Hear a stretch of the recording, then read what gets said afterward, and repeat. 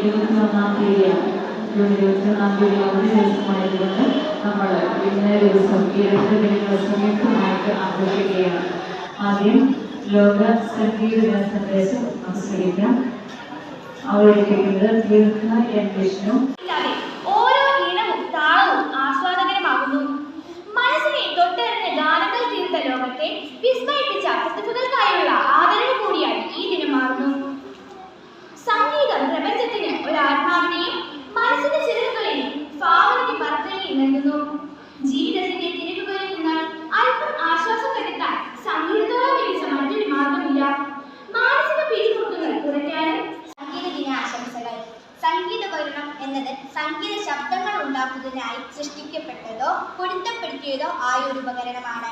ഒരു സംഗീതോപകരണം വായിക്കുന്ന വ്യക്തി വാദ്യോപകരണ വിദഗ്ധൻ എന്നറിയപ്പെടുന്നു. ഭാരതീയ സംഗീത ശാസ്ത്രപ്രകാരം വാദ്യങ്ങളെ 4 ആയി തരംതിരിച്ചിരിക്കുന്നു.